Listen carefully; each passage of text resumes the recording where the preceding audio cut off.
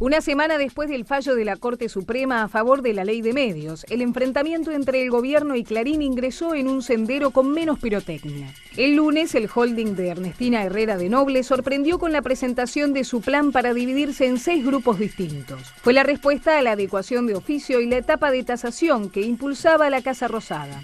Ahora, la Autoridad Federal de Servicios de Comunicación Audiovisual que preside Martín Sabatella tiene 120 días para aprobar o rechazar la propuesta.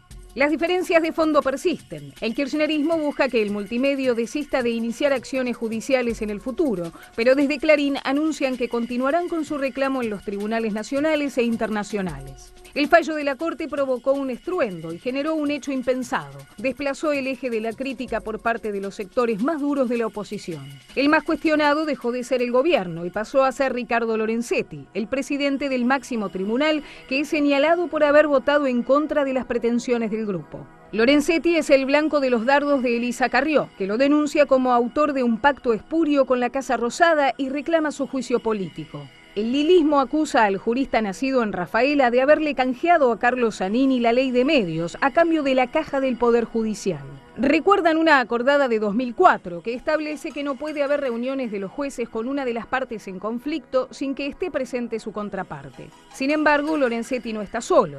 El martes, los 7 miembros del máximo tribunal firmaron un comunicado conjunto en el que defendieron al presidente de la Corte y dejaron un mensaje directo para la oposición que acompañó los fallos contra el gobierno en distintos temas. Dijeron que en nada contribuye al fortalecimiento institucional los ataques al tribunal cada vez que una decisión no satisface lo que un sector pretende. Además, rechazaron la presentación de un grupo de diputados del PRO que reclamaban suspender la aplicación hasta que el Estado demuestre ser el garante de la libertad de expresión en Argentina.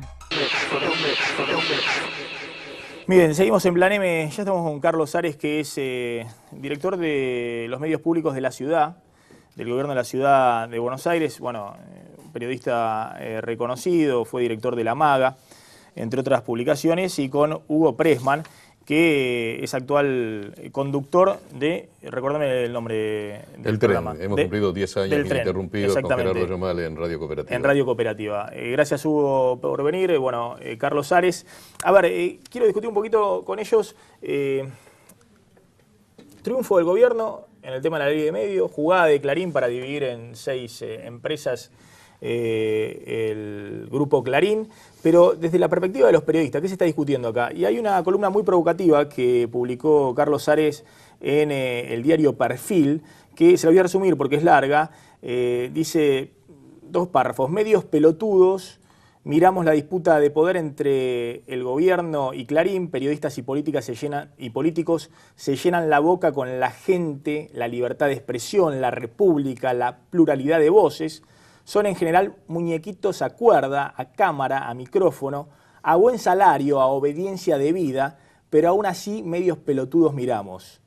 Al ego y la vanidad de ciertos periodistas les sienta bien la épica. Hablo de los que se la creen, de los que libran cada día su heroica batalla por la independencia y luego llaman al patrón de la empresa para saber si está contento o salen a pedir limosna, pauta publicitaria por despachos públicos y privados. Y después es muy duro con los periodistas de un lado y del otro, con todos.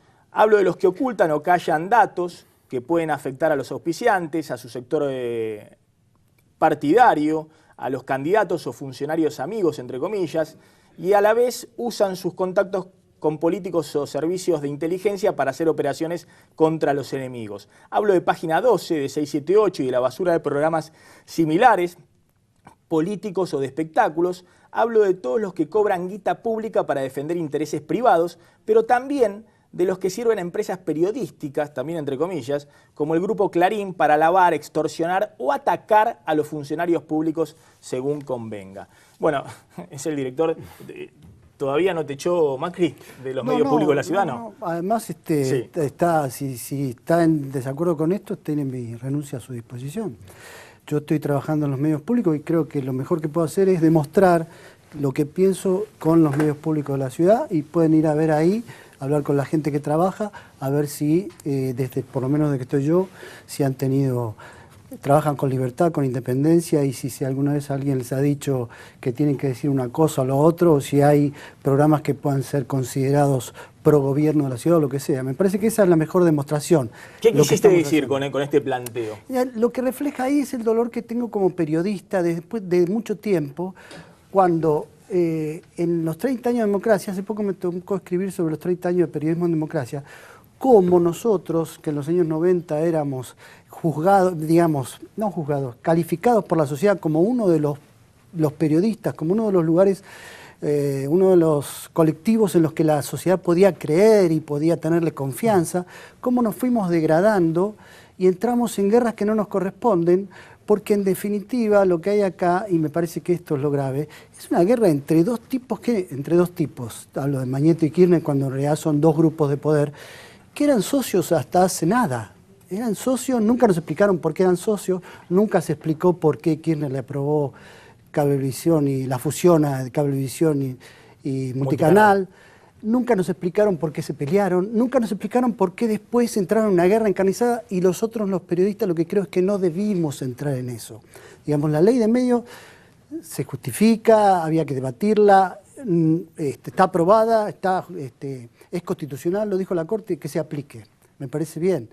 Digo, pero me parece que nosotros los periodistas quedamos afuera de todo esto, y lo único que hicimos fue tomar partido por uno o por otro, cuando en realidad no es nuestra tarea. Me parece que hemos perdido un poco el sentido de lo que es nuestro oficio. ¿A quién debemos servir en realidad? ¿Para quién hacemos lo que hacemos? Creo que tenemos que volver al origen y volvernos a hacer esas preguntas. Hugo Pressman. Sí, yo no comparto esa visión de los 90 que tiene Carlos Ares. Yo creo que en los 90, mientras el país se destruía sistemáticamente y donde la política tuvo una devaluación muy importante precisamente, porque si la política no sirve para transformar positivamente la sociedad, produce un grado de degradación muy fuerte, el periodismo aparecía como fiscal y juez al mismo tiempo. Y eso permitió que aparezcan verdaderas vacas sagradas en el periodismo, que fueron puestos en el tapete, que fueron cuestionadas en el momento de esta década en donde se puso en cuestionamiento al periodismo. Se cuestionó el periodismo, y está muy bien que nos cuestionemos. Está muy bien que no seamos jueces y fiscales. Está muy bien que cada uno ponga su posición, que se puso en tela de juicio el tema de la objetividad, el tema de la independencia. Y entonces nos hemos debatido sobre cómo ejercer el periodismo. Yo no vivo del periodismo, de manera que no me alcanzan ninguno de los elementos que dice Carlos Ares, pero sí digo, desde siempre, desde mi lugar en la radio, yo explico cuál ha sido mi trayectoria política, dónde he estado, dónde he militado, cuál es mi posición en la actualidad, y no hago periodismo militante, hago periodismo ideológico. Digo, yo apoyo esto y estoy en contra de esto. No, el periodismo militante significaría fundamentalmente que si hay algo que va en contra de lo que yo creo, yo no lo digo. Y un ejemplo concreto te digo, yo creía en algún momento que, dado la forma como se iba a calcular, era diferente la forma como se computaba las elecciones de las PASOs y las últimas, había por lo menos un punto y medio más para cada uno de los partidos políticos por el tema de los votos en blanco, por las medidas que había adoptado el gobierno, reaccionando, medidas tarde, falta de timing político absoluto, podía llegar a redondear el 35%. El día jueves hablé off the record con dos encuestadores muy cercanos al gobierno y me dijeron, uno me dijo, mira, tengo 29, y el otro me dijo, tengo 31. Es decir, que o era 31 o 27, o era 33, o...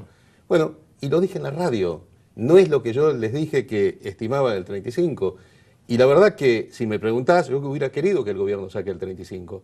Pero el deseo no puede estar convalidado por los datos de la realidad. Y además, en política y en el periodismo, más que llorar o reír, como decía Baruch Espinosa, hay que comprender. De manera que cuando se producían los cacerolazos, hacíamos una explicación racional, no efectuábamos una descalificación de aquellos que protestaban en la calle. A ver, ahora la seguimos, tengo que hacer un minuto de tanda y volvemos, no te vayas.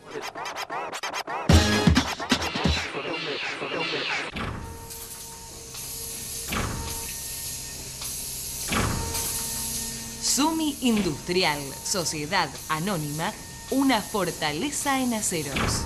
Protege la salud de tu familia con APRES, cobertura médica. Desde 1974, brindando el más alto nivel en servicios médicos, con el respaldo del Sanatorio Modelo Quilmes. Planes para empresas, planes directos, medicina laboral y por desregulación de tu obra social. Modernos centros médicos. Accede a un plan acorde a tus necesidades llamando al 0800-666-3640 o en www.apres.com.ar. APRES, yo te protejo. Relojes Feró, para marcar los momentos inolvidables. El mejor regalo para ella, para él y para vos, con su colección de diseños exclusivos. Relojes Feró, adquiéralos en las joyerías y relojerías más importantes del país. Osmédica, la obra social de los médicos y todos los trabajadores activos, inauguró en Temperley una nueva delegación para la atención de los beneficiarios de la zona sur del Gran Buenos Aires. Gestione allí autorizaciones, opciones de traspaso, afiliación de grupos familiares, renovación de credenciales y otros servicios. Desde ahora seremos un vecino solidario más y nos encontrará cada día en Almirante Brown 3351 Temperley. Informes 0800 999 5396. Una razón más para estar con nosotros. Osmédica, la obra social de los médicos y de todos. Jacobi Cavallo Folgueiro Abogados. El lavado de manos sigue siendo la medida preventiva más eficaz para evitar el contagio de enfermedades. Adoptemos este acto simple y sencillo a nuestra vida. Es un consejo de AISA. UMED, tu derecho a la excelencia. ¿Su empresa está creciendo? ¿Sus oficinas le quedaron chicas? ¿En quién confía la búsqueda? Si su oficina dejara de brindarle la comodidad deseada, ¿en quién confiaría la búsqueda?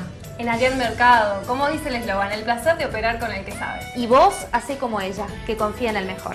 Adrián Mercado, gestión inmobiliaria, el placer de operar con el que sabe. Seguimos con Carlos Ares, director de los medios públicos de la Ciudad de Buenos Aires, y con Hugo Pressman. A ver... No, quería aclarar algo Ares. con relación a los 90, Sí. porque digo, no es que los periodistas nos pusimos, la gente nos puso en ese lugar, porque en los 90, gracias al periodismo, se denunció el asesinato del soldado Carrasco, que terminó con la eliminación del servicio militar obligatorio. Si no fuera por el periodismo, los Luque no hubieran ido presos en el caso de María Soledad Morales. Si no fuera por el periodismo de los 90, no hubiéramos el robo para la corona, no hubiéramos descubierto... El caso Armas. El caso Armas, el tráfico de armas, bueno, una cantidad de casos de corrupción. Eso fue lo que la gente, de algún modo, en los 90, hizo que reconociera al periodismo. Pero a la vez, el riesgo que corrió el periodismo en ese tiempo, me parece que fue la cercanía, como pasa siempre con el periodismo, cierta cercanía con el poder o con ciertos lugares del poder que a su vez lo contaminan. Entonces también el periodismo entró en la corrupción, también el periodismo entró en el vedetismo, por el cual la cuestión era estar de cualquier manera, pero estar. Y entonces hemos perdido, insisto con esto, hemos perdido un poco nuestro lugar, y está bien que se debata sobre el rol de nuestro oficio, está bien que la gente opine sobre todo lo que hacemos todo el tiempo y que nos juzgue todo el tiempo, pero eso no quiere decir que nosotros no debamos recuperar, porque además estamos ejerciendo un oficio de mucha responsabilidad, de muchísima responsabilidad, y me parece que eso es lo que no debemos perder el sentido, porque somos esenciales para la construcción del sistema. No los periodistas, sino la información. Está bien, el mejor periodismo de los 90 hizo hincapié fundamentalmente en la corrupción y colocó en un segundo lugar lo esencial. No era que la corrupción no era importante, que era que se estaba vendiendo el país. Ese era el hecho central que de alguna forma fue comprado por la sociedad y por eso ganó la alianza, suponiendo que siguiendo con la compatibilidad pero sin corrupción, esto iba a funcionar. Y cuando lo central era lo que se había hecho en materia económica. La corrupción era una condición necesaria, no necesariamente suficiente para que eso fuera posible. Pero cuando vos, Carlos, de alguna forma minimizás el enfrentamiento entre el gobierno... No lo minimizo. No, bueno, yo tomo posición porque el solo hecho que un monopolio de la envergadura, basta leer los libros aparecidos en los últimos 10 años acerca de cómo actuó Mañeto con relación a Alfonsín, con relación a Menem, no es una casualidad que cuando Terraño va a La Rioja a anunciarle que esa noche iba a anunciar la renuncia de Alfonsín, ¿con quién se encuentra? Que al lado de Menem estaba Mañeto. Y la primera privatización que efectúa Menem es Canal 13. Pero acá lo que a mí me parece, Hugo, que hay una ilegitimidad de la palabra, porque yo, esto que vos me lo decís, cuando me lo dice un gobierno que era socio de Clarín, pero, yo por eso te digo... Pero no es que... Déjame un segundito eso, porque a mí me parece, uno de los defectos que tenemos los periodistas es lo contemporáneo, lo inmediato. Yo te preguntaría, con perspectiva histórica, por si un analista político no tiene perspectiva histórica, está en realidad preso de la cotidianidad.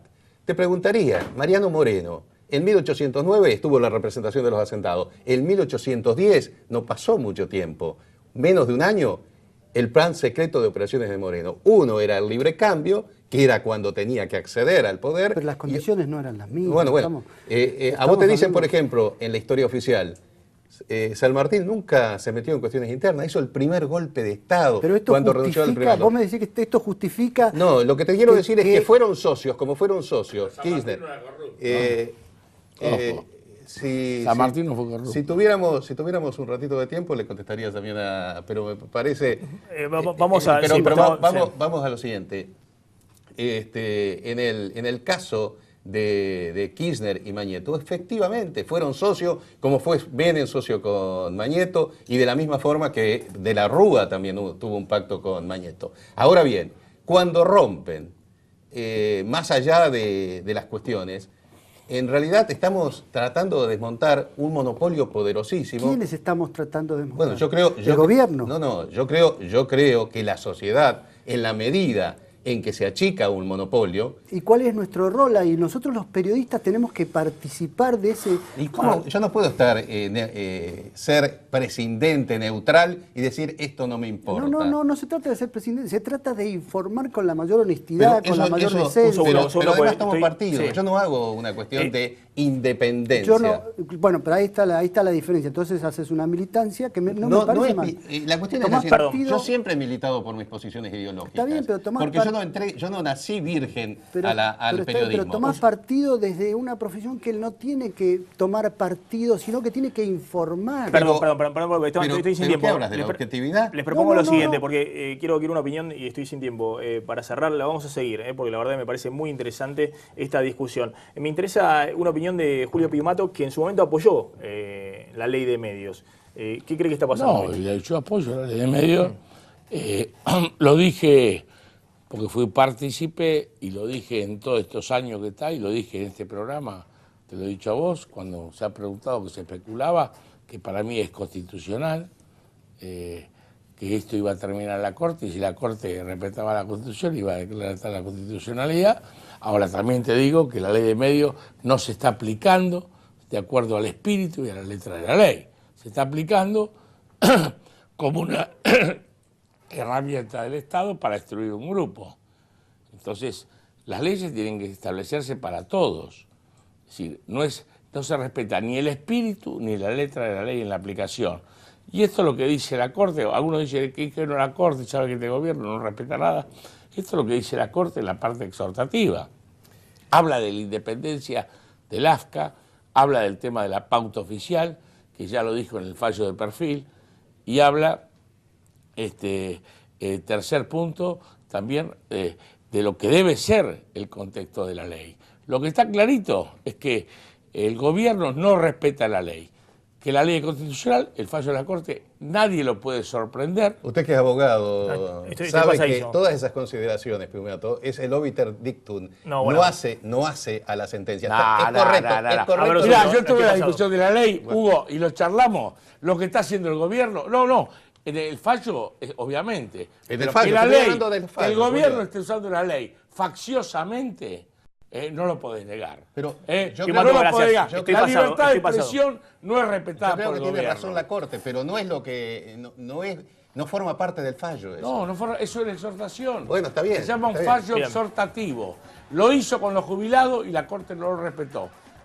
Y el gobierno no lo respetó. Lo hace con un costo social mucho Julio, más grande. Dejemos que ande. Y si procede mal, estaremos ahí. No, ya está procediendo mal. No dejemos que ande. Ya procedió mal.